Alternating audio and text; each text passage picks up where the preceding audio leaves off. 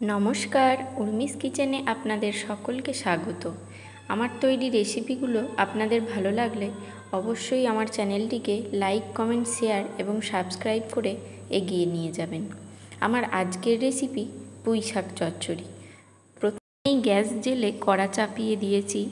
কড়া গরম হয়ে গেলে তেল দিয়ে দিয়েছি এবং তেলের ওপর আমি দিয়েছি বড়ি। বড়িগুলো আমার নিজের বাড়িতে তৈরি বড়ি। বড়িগুলো ভালো করে নেড়ে চেড়ে লাল লাল করে ভেজে নিতে হবে।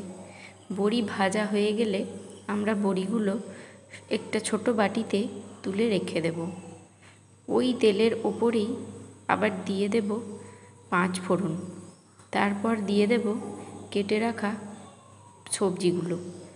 সবজিগুলোর মধ্যে আমি নিয়েছি আলু, বেগুন, কচু, মূলো।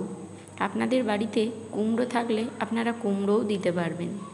এদিকে আমি বেটে নিয়েছি সর্ষে, তার মধ্যে দিয়ে দিচ্ছি ধনে গুঁড়ো, জিরে গুঁড়ো, পরিমাণ মতো নুন, হলুদ।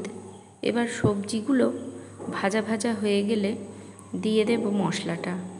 হালকা করে নেড়ে চেড়ে জল ঢেলে দিতে হবে। আমি এখানে সর্ষে বাটা দিয়েছি, তাই মশলাটা বেশি ভাজিনি। বেশি ভাজলে তরকারি তেতো হয়ে যায়। এবার ফুটে উঠলেই দিয়ে দেব ভেজে রাখা বড়িগুলি একটু নেড়ে চেড়ে তার উপর দিয়ে দেব কেটে ধুয়ে রাখা শাকগুলো দেওয়া হয়ে গেলে কড়াটা চাপা দিয়ে দেব এবং গ্যাসটিকে লো ফ্লেমে করে দেব সেদ্ধ হবার জন্য। আমি 2 মিনিট পর একবার খুলে শাকগুলো নাড়াচাড়া করে দেব, আবার চাপা দিয়ে 10 মিনিটের জন্য। 10 মিনিট পর খুলে দেখব যে সবজি এবং ডাঁটাগুলো সেদ্ধ হয়েছে কি না।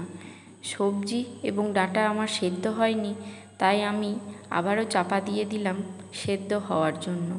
5 মিনিট পর খুলে দেখলাম সব কিছু সেদ্ধ হয়ে গেছে এবং তৈরি হয়ে গেছে আমার পুঁই শাক চচ্চড়ি।